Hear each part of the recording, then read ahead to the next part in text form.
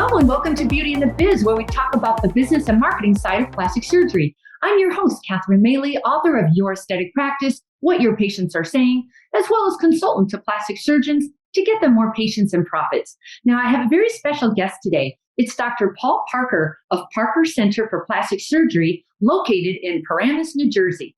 Now, Dr. Parker is a board-certified plastic surgeon with more than 30 years of experience and more than 35,000 surgical procedures under his belt.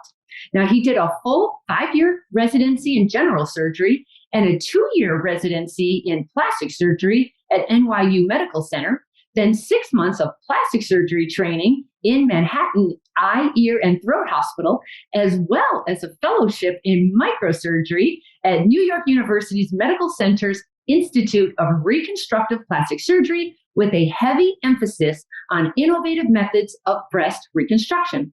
Now, Dr. Parker is an author of a consumer book for moms who want to get their pre-baby bodies back, and we'll talk more about that because it's good. And then he's also a member of numerous professional medical societies, and he's received several awards and honors as a top-rated surgeon by his patients as well as his peers, and for his generous support to the Susan G. Komen Breast Cancer Foundation, as well as the Alzheimer's New Jersey organization. Dr. Parker, welcome to Beauty and the Biz. It is a pleasure to have you. Pleasure to be here. Thank you, Catherine. Sure. So just tell me, did you grow up wanting to be a plastic surgeon, or did it come to you a little later in life? Well, I enjoyed science back in high school, and I ended up working in a local emergency room one summer. Followed a friend of mine's father who was an ER doc around that summer, and I kind of was hooked from that point on. So I knew I wanted to be a doctor, and that kind of set the ball in motion. But then how did you know the specialty was going to be plastic surgery and not emergency medicine? It was a gradual process. When I was in medical school, during our third year clerkships, we spent 6 weeks doing all the various specialties, surgery included. And I just found myself drawn to surgery, so I like that. One of the fellows, surgical fellows at the time in medical school, told me, if you like surgery, you should go to NYU. That's where I trained. It's a great place. And so I went up there. I did an externship at NYU, kind of fell in love with the process up there and the place, and ended up going there for my training. While I was at NYU, I was doing general surgery initially. And in the course of my third year, I realized I did not want to do general surgery for the rest of my life. I did a 3-month sub-fellowship type thing in plastic surgery, fell in love with a variety of plastic surgery, and applied to the program, then got into it and started that after I finished my 5 years of general surgery, which is kind of what we had to do back then. It wasn't the same kind of integrated programs that they had today. And then if you can remember that far back, did you immediately join another practice when you graduated or after your fellowship, or did you immediately go out into solo practice? What was your journey there? It was a little bit crazy, to be honest. In hindsight, I did that fellowship in microsurgery, and we had really good training at NYU. One of my fellow trainees in 5 years of general surgery and plastic surgery was a fellow named Rich Bassick. And he and I were good buddies. And we both decided we wanted to go out into the hinterlands of New Jersey and do the kind of stuff we were doing at NYU, meaning microsurgery and some sophisticated breast surgery and so forth. And so the two of us, being newbies, went to practice together. I remember going to one of the banks in the medical lending department, and it looked at us and said, "You guys aren't going to make it. You're going to starve." That was kind of daunting, but somehow we were persistent, and we went to practice together, and we made a go of it. Rich and I were together for 14 years, and at the end of 14 years, he said, "I'm done being a doc. I'm burned out. I'm going to go back to NYU, now law school," and he became a lawyer. That's interesting. Yeah. And were you doing all reconstructive at that practice? Well, initially, the environment was different back then than it is now. So yeah, we were doing a lot of reconstructive and slowly built up a cosmetic practice. But it certainly took time. And for many years, we did a lot of breast reconstruction, a lot of hospital-based reconstructive type things. So when did you I know that you own your own building, and I would love to hear that story, and I know the audience would as well. How did you have the foresight to do that? How did you know where to? Did you build it? Was it just available? What's the story there? Yeah. Well, we were renting for a number of years, and then it just it dawned on me that it made sense to own our own building because we would have the equity of a building, and in owning our building, it also provided us flexibility to do what we wanted to do as far as expansion down the road. So we found an existing building, and we ended up buying that. It's 14,000 square feet. It's on a main road that can be easily reached from east, west, north, and south. And we comprise, the building's 14,000 square feet. We have our medical offices and spa on the top level, which is 4,300 square feet. And we added a surgical center on the middle level, which is 2,300 square feet. And then we have some other medical tenants in the building. But I think in hindsight, it worked out very well because it gave us the flexibility to expand and meanwhile acquire more and more equity in the building. We also got very lucky along the way because Valley Hospital, which is a 400 bed hospital in neighboring Ridgewood, New Jersey here, decided that they were having a lot of issues with the townspeople in Ridgewood expanding their hospital. And so they decided to build a brand new hospital, 400 bed hospital right next to us. So we have the good fortune of having our building right next to Valley Hospital and also next to an office building that they acquired. So we got a little bit lucky with that one. That is amazing. I can't imagine what the value of that place. I mean, it must have jumped tenfold. Yeah, we got lucky. Yeah. So are there any pearls or tips for buying versus renting? Was there any kind of mathematical equation in your head you're trying to figure out, should I buy or should I just continue to rent? Any tips on that? I guess maybe I'm a surgeon. I'm not an economist or a financial guy, but it just seemed to me that almost like home ownership back then, it made sense to just put your stake in the ground, rather pay somebody else, pay yourself. And the other benefit I think that was significant was our flexibility that I keep coming back to.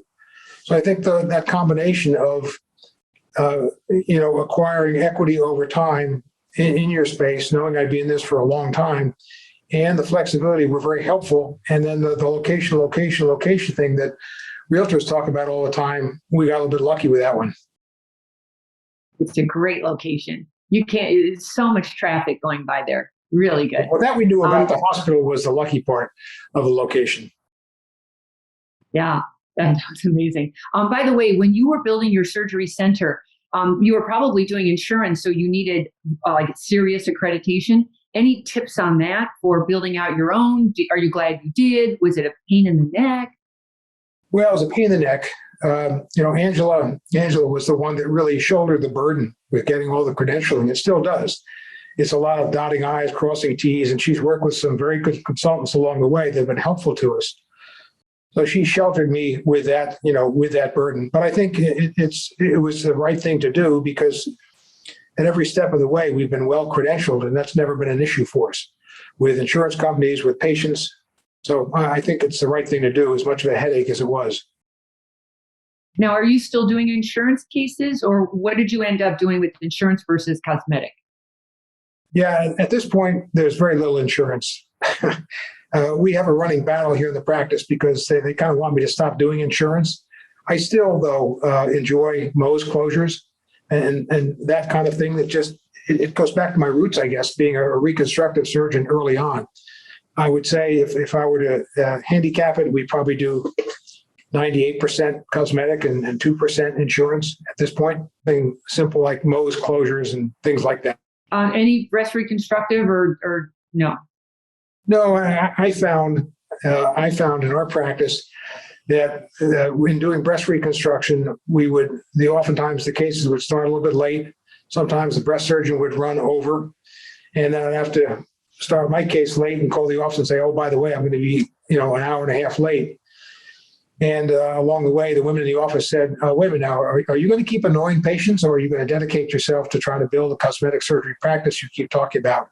So I gave up. I gave up breast reconstruction, focused on cosmetic surgery, and things kind of took off in that light.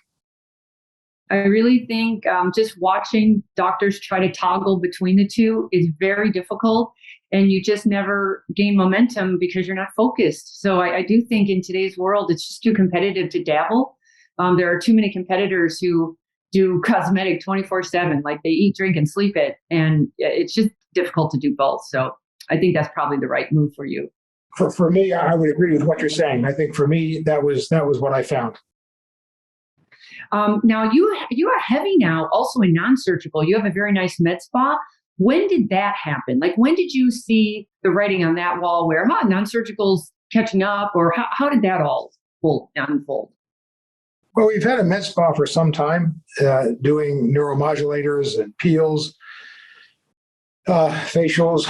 We've done a lot of manual lymphatic drainage massage in our cosmetic patients for a number of years now. That's all been very helpful. I suppose that I was intrigued to see how Coolsculpting took off. And as a surgeon, I was kind of amazed, really, that patients would want to have a procedure that gave them a far lesser result than liposuction could accomplish. But the driver for them, as I talked to patients and observed all this, was that they could avoid anesthesia, avoid surgery, and avoid a recovery. And that, to me, a light bulb went on. So we started doing Coolsculpting, and that was really very, very busy in the beginning. And seeing how popular that was with patients, it kind of led to other non-surgical things that didn't provide a surgical result, but it gave patients what they wanted in terms of a quicker recovery, avoiding surgery per se, and things like that. So do you feel like you tapped into a new marketplace, or do you feel like you had to cannibalize your surgical for the non-surgical? No, I think what it's done for us is a few things. I think it provided entree to the practice for people coming into the spa wanting non-surgical. And then Angela and the other women in the spa are very good at assessing patients and being very honest with them. With that, they developed a loyal following. And when patients reach a point where they say, when Angela and women assess somebody and say, here's what we can achieve with non-surgical means, but I think in your case, you are better off with a facelift, or you're better off with a tummy tuck. Patients trust them. They'll set up a consultation with me, and we'll talk about things from the surgical side. So I think it's really been an augmentation to the surgical practice. The other thing is that, of course, when we have surgical patients come in, we have all the surgical patients exposed to the medical spa by getting manual lymphatic drainage massages, 3 of them, as part of their recovery. They get to know the people in the spa. They get to trust us and like us, and so they'll come back for their neuromodulators, fillers, and various non-surgical treatments, bring their friends and family. So there's really a dovetailing back and forth between surgery and non-surgery, and I see it as complementary, not competitive. Absolutely. Now, you've mentioned Angela a few times. Who would that be? She's my right hand. I mean, she's a nurse. She runs the office. She kind of takes care of everything, and so she runs the spa. She has a wonderful group of people that she's trained and work under her. And similarly, she sees cosmetic patients with me, so that she can she gets to know the cosmetic surgery patients, and she's very helpful in helping them sort out sometimes their options and their priorities in terms of what they would like to do. She's really a very good student of people. And so she kind of runs things and helps the spa, helps the practice, and really moves things along in the right direction, right growth.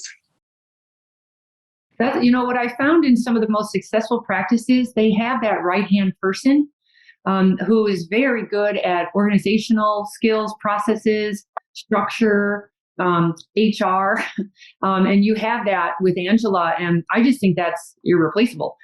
So, yes, yeah. Would you say though that you can concentrate on the surgical more so, although you know the business side very well, also, but is it helpful when it comes to staff? Are you involved in staff issues like hiring, firing, motivating? Where do you fit in with the HR part of your practice? Yeah, I'm not good at hiring.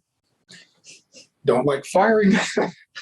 So I have nothing to do really with either one of those. When we have someone we're hiring, I'll meet that person, talk to them a little bit to get a feel for them. But Angela is much more adept at those things. What I do is I interact with the staff a lot. I'm in office hours 2 days a week, so I'm interacting with all of our staff in that regard. In the operating room, I'm with our staff 3 days a week. And I've found that by treating people very well and fairly and interacting and being human with them, we have a very good rapport. And I think that goes a long way. We treat our staff like family. You have a beautiful staff, and you know how I can tell when you call someone's practice if the staff answers in a friendly, enthusiastic way versus a bored, don't want to be here kind of way. It just says so much about the doctor. These people look at you, they are representing you. And I don't know if they always know that, but they've got to be on their game, and your staff certainly is. So give me one big mistake that you made that you learned a lot from that others could avoid. Well, I don't know that there's one big mistake. I think it takes time. I mean, don't be impatient. It takes time. If I reflect back on when we started the practice and how long it took to grow the practice, it takes time. And I think you just kind of have to stay with it and keep working hard. Keep working hard at what you do. I read a lot. I go to meetings. I talk to friends. I look critically at my results and always pushing myself to try to get better. And along the way, don't be impatient. Enjoy the ride because life is short. Well, that's sage advice, but nobody takes it. Especially in today's world, everything has to happen right this second. And you just don't have, when I was first getting into this in year 2000, I was always taught that it takes about 10 years to grow a practice to the point where you're comfortable. And today's world, you don't have 10 years, you've got about a year. And I don't know how you can do it that fast. So I agree. If you can be patient, that's what it's going to take anyway. You can be patient or impatient, but it's going to take some time. Yeah. I think, I never leave the operating room until things look what I think is perfect. And when you do that, and you're fortunate that people heal well, boy, office hours are just such a pleasure because you have such happy patients. So don't be in a rush. I love, as most surgeons do, particularly plastic surgeons, love being in the operating room, love enjoying that. So I kind of savor those moments. And at the end of the procedure, if I'm doing a breast case, for example, I'll set the patient up and maybe the nipple in the areola doesn't look just right. And so I'll say to the anesthesiologist, I told you 10 minutes, but you know what? I got to take it down and do it again. And boy, when I see that patient post-operatively and they look really good, I'm so happy that I did that. And so don't be in a rush. You mean don't be in a rush day to day? I'm meaning don't be in a rush like year to year. Both. Don't be in a rush. Yeah. Even if you're in your second year of practice, take down that nipple in the areola, make it right because it'll serve you well, short-term, long-term. Very good advice. So now that you've been around for over 30 years, what's your plan? Are you thinking about exiting, growing, scaling? What are your thoughts on that? Yeah, people tell me I should be thinking about exiting because, friends of mine are retiring. But when I then tell them what I do and how much I enjoy it, they say, well, you're not ready. So I don't see myself going anywhere soon. We're looking for a younger person to bring in the practice. I'd like to find somebody who has the same ethos that we do, want to work as a team member and enjoy working with everybody, work hard, play hard is kind of our motto. And then over time, hand the practice off to this person. So let's talk about that for a second. Are you looking for a plastic surgeon, a facial plastic surgeon, age, like brand new, been around for a bit? What do you think? Well, I think probably a board-certified plastic surgeon would make the most sense. My practice is still a very varied practice. I do a lot of rhinoplasty, facial surgery. I do a lot of breast surgery, a lot of body contouring, liposuction, tummy tucks, body lifts, the kind of things that people need to be trained in a plastic surgery training program to be able to assimilate in a practice such as ours. Someone who's well trained. If they're fresh out of practice, I think that's fine. If they're a few years in practice, I think that's fine too. So I'm open to all of those kind of things, as long as someone has the same kind of mindset that we do, as far as working as a team and hardworking and all that. That is the tough part. I think it's so important to take your time, talk about being patient on that one, take your time getting the right person with the right mindset. Like, for example, what kind of personality traits would the right person have for your practice? Well, I think willing to work hard, willing to be critical of your results and try to get better, willing to work as a member of the team. When patients come in, for example, and they say, "Oh, thank you, Dr. Parker. This has been a great experience." I said, "Well, it's not just me, it's the team. It's these wonderful women around me, and we have a wonderful team. And I really enjoy being part of that team. So I would like the new person to feel like they're part of the team and want to be a part of the team, because to me, that's a critical element of our success." For sure. So anybody who's listening, if you know of somebody, there's an opening to join a really successful practice in a killer location on the East Coast, that would be, how would they get a hold of you if somebody was interested in talking with you about that? Probably reach us at parkercenter.net. Parkercenter.net. Gotcha. Okay. Now let's shift gears a bit and talk about marketing. I was going to ask you, how do you differentiate yourself? But there's something I've noticed on your website, and I just love the consumer book you did. The book is called What to Expect After You're Done Expecting. Your guide to all of the wonderful / weird things having a baby does to your body. How did that come about? And I've seen the book, I've read it. It is so good. It's succinct. It's really interesting. And women would just really get that. So tell me about the book, how it came about. Well, we deal with that population extensively. We have so many young moms who've come in after having had one or more children. And while they enjoy having those young, beautiful babies and those young children, it can often wreak havoc on the body. And we end up doing a lot of mommy makeovers. And along the way, it just seemed appropriate to address this kind of weird thing of pregnancy, where you go through these changes in the course of that time frame. It does these weird things to your body and produces these beautiful babies. And it just seemed like it was worth talking about. And did you write that yourself, or was it a ghostwriter? Because it's really good. Yeah, no, we had somebody help us do that.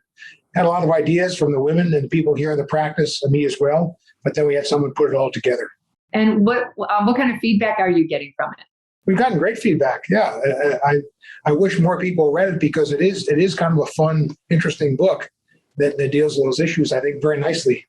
Well, if you wanted my 2 cents, I would have that book front and center on the homepage in Instagram. I would be talking about it. I would have the patients talk about it. I would use it almost as a lead magnet, like give me your name and number and I'll give you a free PDF copy of it. It's just such a good book. To get it into more hands, because if you think about it, a mommy makeover is a really big decision for a woman to make.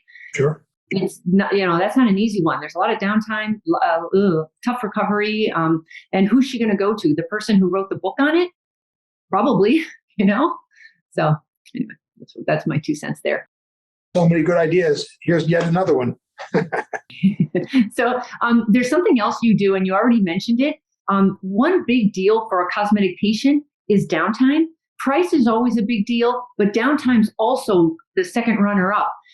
Some offices, when you call them, they'll say, "Oh, you're going to be down for 2 months." And you're like, 2 months? What are you talking about? Can't lay around for 2 months. And then other offices say, "Oh, it's about a week, but you'll be up and walking in no time." When it comes to recovery, I know a lot of patients would pay more to have less recovery. And you happen to make a big deal out of it in your practice with your rapid recovery program. So can you talk about that? Because that's a great differentiator. Yeah. Well, you're right.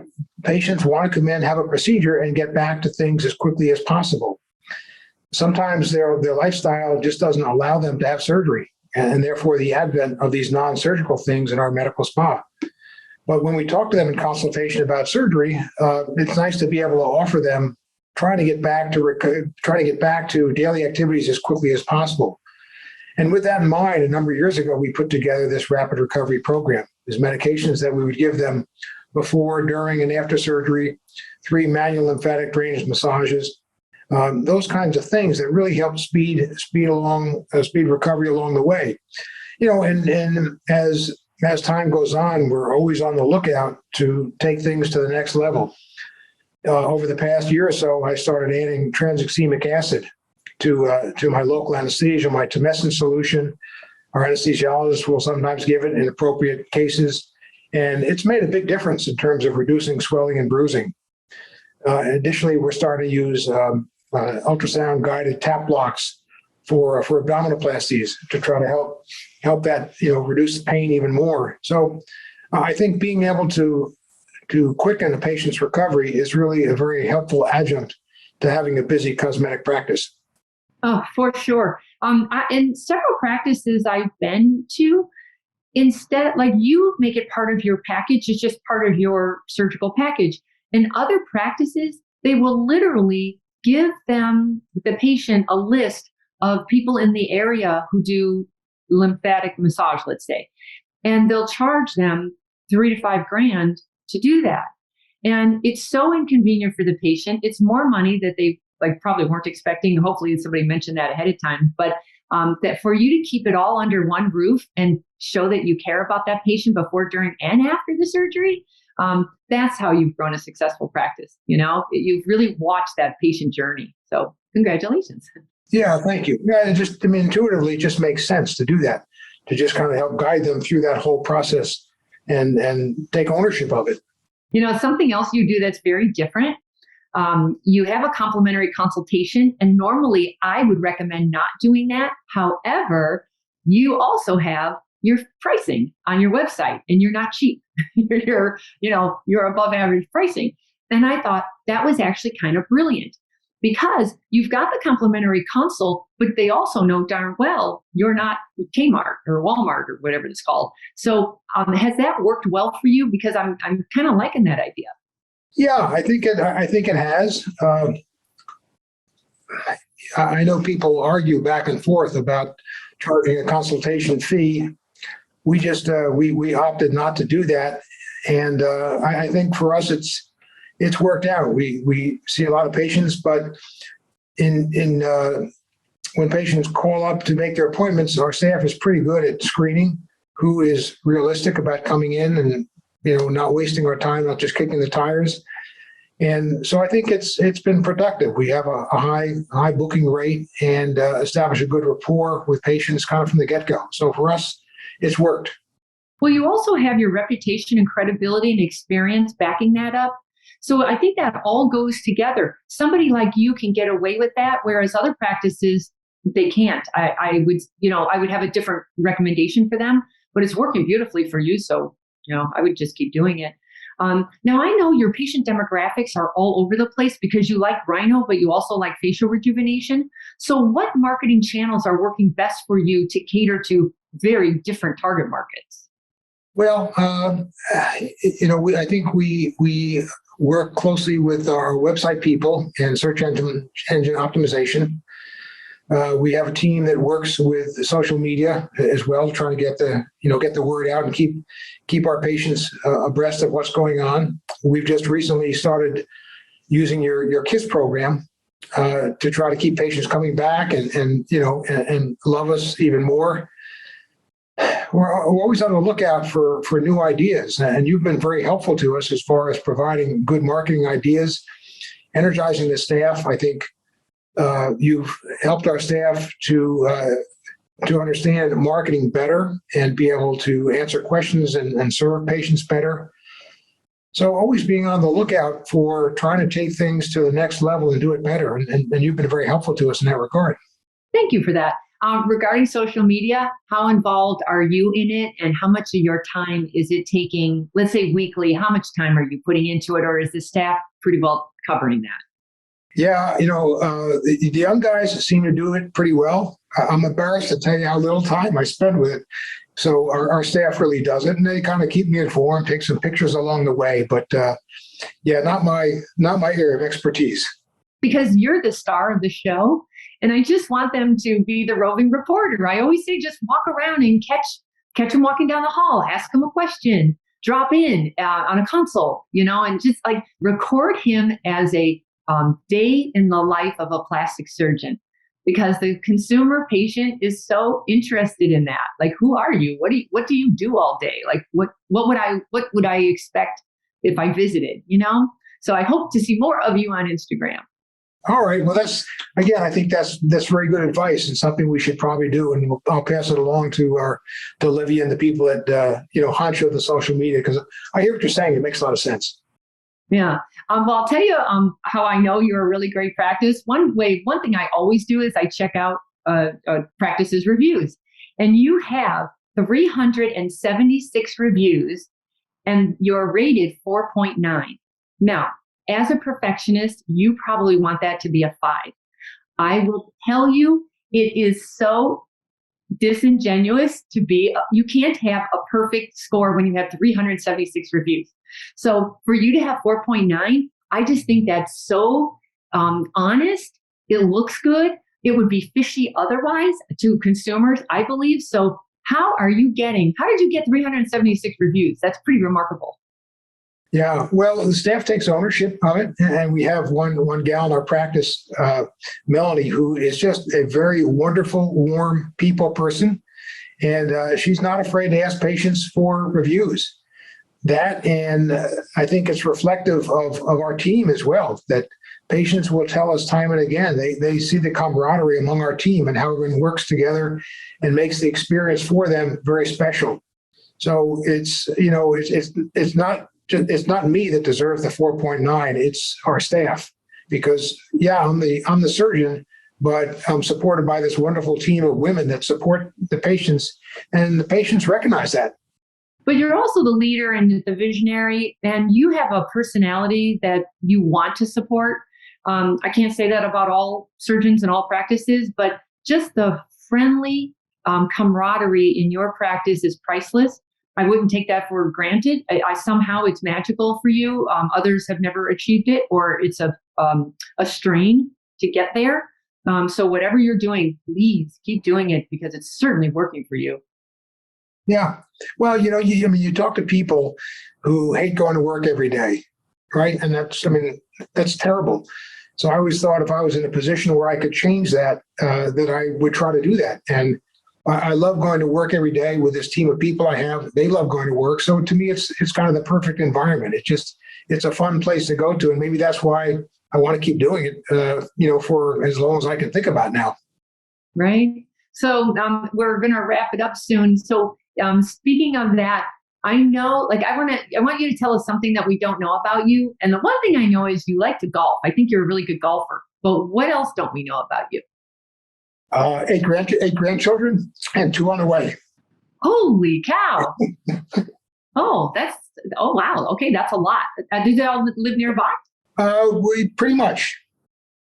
Yeah, one of the boys is temporarily down in New Orleans for a year with his wife and 3 children. So they're not around right now, but they'll be back next year. And everybody else is pretty close by. So yeah, it's great. It's so crazy, but it's fun. Are you the common marketplace where everybody congregates? Yeah, we love the kids. Ange and I are second marriage. We have 7 kids between us, most of whom are married now, and then these 8 grandkids with 2 on the way. And we just have made our house sort of the focal point. And the perfect weekend for me is to go and play golf with some of the boys in the morning, and everybody come back to the house afterwards and have a barbecue and pool party. And all the fun that's involved with that. It's crazy, but for us, it's a lot of fun. On your Instagram, I can see the grandkids. They are adorable. Like some of them are they can't be more than 4 months old or something. Oh, so darn cute. Yeah, we're blessed. It's a lot of fun.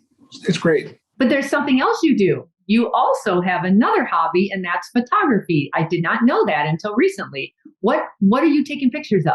Well, I have to be honest. I took a lot more pictures back in the day. These days, Angela's kind of supplanted me as the family photographer, and some of the other kids, Jessica, as well. One of the girls has taken on Angela's photography skills, so I'm kind of a backup photographer at this point. When you were doing a lot of photography, was it still shots of animals, buildings? What were you interested in? No, when I traveled, just taking pictures of scenery that we posted here in the office because they tend to be kind of relaxing for patients. When patients go in a room, they'll sit back and they'll look at the photographs and, they'll kind of see, I know there's a waterfall in Yosemite that we have in one room, and another room we have some pictures of Rome and Venice and the Duomo in Florence. And so patients will look at that and it just kind of, when you think about those areas, it just kind of makes you smile and relax. And that's what we're trying to do. Oh, that's terrific. Any words of wisdom while we wrap this up? I know be patient was the big one. Anything else that you would say to somebody coming up in the industry? Try and get yourself with good people, whether if you're joining a practice, join a practice with a good person that you can bond with so you can enjoy the ride, work hard, play hard. And as you grow and establish your team, try to treat that team fairly, well, enjoy them, let them enjoy you. So that work is fun for you, work is fun for them, and that'll breed tremendous loyalty.